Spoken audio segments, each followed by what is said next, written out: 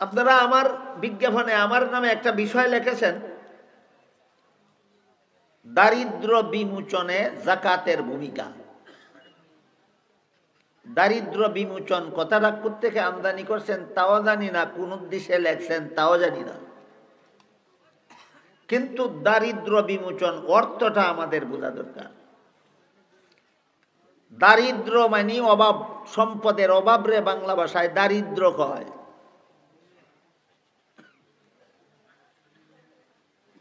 আর এটা বিমোচনের অর্থ হয় অভাব দূর করে দেওয়া, সম্পদের অভাব দূর করে দেওয়া। দারিদ্র বিমোচনের সহজ সরল অর্থ হইল অভাব দূর করা। আল্লাহ পাক রব্বুল আলামিন কোরআনে বলেন, বান্দা এটা তোমার কাজ না, এটা আমার কাজ। কোন বান্দার সম্পদের অভাব দূর করে দেওয়া আর কোন বান্দাকে সম্পদশালী বানাইয়া দেওয়া। আরো সোজা কথায় কেউরে গরিব বানাইয়া দেওয়া আর কেউরে ধনী বানাইয়া দেওয়া। আল্লাহ বলেন এটা কোনো বান্দার কাজ না, এটা আমি আল্লাহর কাজ। কোথায় বললেন আমি আপনাদের শুনাই। আল্লাহ বলেন, ইন্না রাব্বাকা ইয়াবসুতুর রিজকা লিমান ইয়াশাউ ওয়া ইয়াকদির ইন্নাহু কানা বিইবাদিহি খাবীরাম বাসীরা। নিশ্চয়ই তোমার রব আমি আল্লাহ, যাকে ইচ্ছা করি তাকে ধনী বানাই, যাকে ইচ্ছা করি তাকে গরিব বানাই। আয়াত বুঝে থাকলে বলেন, ধনী বানায় কে? গরিব বানায় কে? কাজেই ধনী বানানি গরিব বানানি বন্দার কাজ নয়, এটা আল্লাহর কাজ। এবার বলেন আপনি দারিদ্র বিমোচন বলতে কি বুঝেন?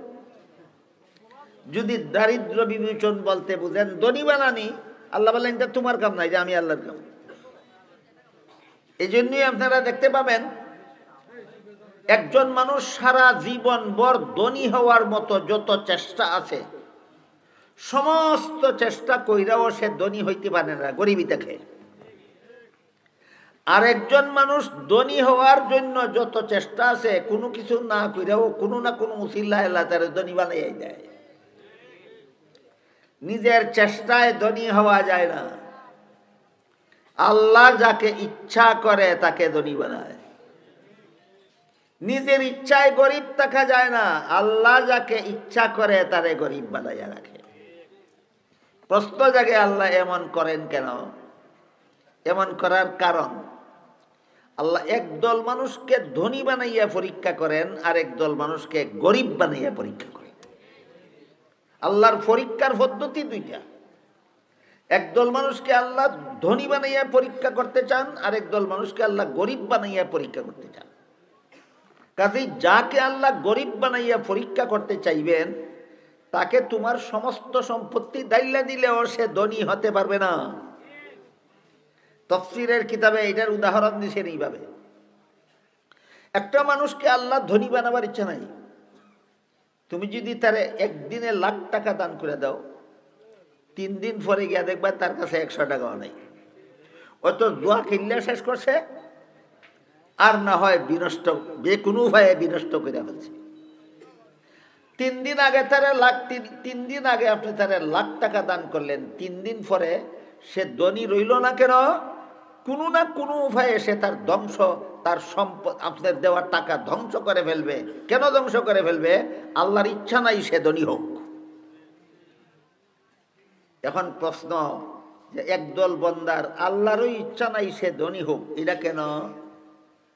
এর বিভিন্ন কারণ আছে। একটা কারণ হইল, আল্লাহ যে সমস্ত বান্দাদেরকে ধনীদের আগে জান্নাতে পৌঁছাইবার ইচ্ছা করেন, তারা আল্লাহ ইচ্ছা করে গরিব বানায় রাখেন। এই জন্য হাদিস শরীফে আল্লাহর রাসূল বলেছেন, কিয়ামতের দিন ধনীদের 500 বছর আগে গরিবরা জান্নাতে চলে যাবে। এই হাদিসটা বুঝে থাকলে বলুন তো, ধনীর 500 বছর আগে যে গরিব জান্নাতে গেল, এই গরিবটাকে দুনিয়াতে গরিব বানাইয়া রাখছিল কে? এবার আপনারাই বলুন, কেন তারে গরিব বানাইছিলেন? তোমারে ধনির 500 বছর আগে জান্নাতে পৌঁছানি লাগি। এসব কথা শুনলে অনেকেই প্রশ্ন করে, আল্লাহ এমন করেন কেন? ইচ্ছা করেই আল্লাহ একদল বান্দাকে দুনিয়াতে জীবন ভর গরিব বানাইয়া রাখেন কেন? এই প্রশ্নের অনেক জবাব। এর মধ্যে এক জবাব হইল, ধনীদের 500 বছর আগে তোমাকে জান্নাতে পৌঁছাইয়া দেওয়ার জন্য। কাজে আল্লাহ যাদেরকে ইচ্ছা করে দুনিয়াতে গরিব বানাইলেন, এরা ক্ষতিগ্রস্ত না লাভবান? এই কথাগুলি না বুঝলে গরিবরা কোনোদিন আল্লাহর শুকরিয়া আদায় করবে না। সমস্ত মুসলমানদের এই কথাগুলি বোঝা দরকার, মনে রাখা দরকার, যেন যত বেশি গরিব হয় ততই আল্লাহর শুকরিয়া আদায় করে। হে আল্লাহ, আমারে গরিব বানাইছ, 500 বছর আগে বেহেশত বুঝাইতে, তোমার শুকরিয়া আদায় করি। আরেক দল বান্দারে আল্লাহ গরিব বানায় রাখে অভাব অনটনের কষ্টের বিনিময়ে তার গুনাহ মাফ করে দেওয়ার জন্য। এই বান্দাদেরও আল্লাহ গরিব বানাইয়া আল্লাহ ক্ষতিগ্রস্ত করলেন না লাভবান? কাজেই আল্লাহ যাকে ইচ্ছা করেন গরিব বানান, আপনি অসন্তুষ্ট হবেন না। আপনাকে লাভের জন্য আল্লাহ গরিব বানাইছেন। আর কাউকে আল্লাহ গরিব বানান পরীক্ষা করার জন্য। তুই ধন সম্পদ পাইলে আল্লাহ বিল্লাহ করস, নামাজ বন্দেগি করস, না ধন সম্পদ না পাইলেও আল্লাহ বিল্লাহ করস, নামাজ বন্দেগি করস, তোরে পরীক্ষা করতাম। বুঝে থাকলে বলেন তো, আল্লাহ যে ইচ্ছা করে একদল মানুষকে দুনিয়াতে গরিব বানাইয়া রাখেন, কোনো কৌশল ছাড়া অকারণে না বিভিন্ন কৌশলে? 1 নম্বর কৌশল, একদল বান্দাকে আল্লাহ ধনীদের 500 বছর আগে জান্নাতে পৌঁছাইয়া দেওয়ার জন্য এদেরকে দুনিয়াতে গরিব বানিয়ে রাখেন। 2 নম্বর কৌশল, একদল বান্দার গুনাহ খাতা দুনিয়াতে মাফ করে দেওয়ার জন্য আল্লাহ এদেরকে দুনিয়াতে গরিব বানাইয়া কষ্ট দেন। 3 নম্বর কৌশল, একদল বান্দাকে গরিব বানাইয়া আল্লাহ পরীক্ষা করতে চান যে তুই শুধু ধনী হইলে নামাজ বন্দেগি করস, না গরিব হইলেও নামাজ বন্দেগি করস, তোরে পরীক্ষা করতাম। এখন বলেন তো, যেই ব্যক্তি মেহনত মজুরি কইরা খায়, মাটি কাটতে খায়, রিক্সা চালাইয়া খায়, ভিক্ষা কইরা খায়, সে যদি নামাজ ছেড়ে দেয়, কয় সময় পাই না গৃহস্থির কারণে, সময় পাই না ডিউটি করার কারণে, সময় পাই না রিক্সা চালানির কারণে, এই কারণে আমি নামাজ পড়ি না। আল্লাহর পরীক্ষাত পাস, এগুলি বুঝতে হবে। আল্লাহ মানে কোন পরীক্ষার জন্য আমার রিক্সাওয়ালা বানাইলেন, কোন পরীক্ষার কারণে আল্লাহ আমাকে লেবার বানাইলেন, শ্রমিক বানাইলেন, ওইটা বুঝলে মুমিন সর্বদা সচেষ্ট থাকবে যে আমি আল্লাহর পরীক্ষায় যেন পাস করি, আল্লাহর পরীক্ষায় যেন আমি ফেল না করি। এইভাবে আল্লাহ পাক রব্বুল আলামিন একদল বান্দাকে বিভিন্ন কারণে, বিভিন্ন কৌশলগত কারণে আল্লাহ দুনিয়াতে এদেরকে গরিব বানাইয়া রাখেন। এই গরিব হইয়া থাকাটা এদের জন্য ক্ষতির কারণ না লাভের কারণ? এই লাভের কারণ কেমনে কেমনে লাভের কারণ, এগুলি কি গরিবদের জানা দরকার না? গরিবদের বোঝা দরকার। মাল খরচ করার 2 নম্বর খাত যে গরিবকে সাহায্য করো, এর প্রধান হইল যাকাত। আল্লাহ যদি একদল বান্দারে গরিব নাই বানায়, তুমি যাকাত কাকে দিবা? কথাটা লক্ষ্য করুন। দারিদ্র বিমোচনই যদি আপনারা কইরা ফেলেন, সমাজে যদি গরিব একটা মানুষও থাকে না, বাংলাদেশে যদি একটা মানুষও অভাবগ্রস্ত থাকে না, এই বাংলাদেশের ধনীরা যাকাত কারে দিবা তুমি?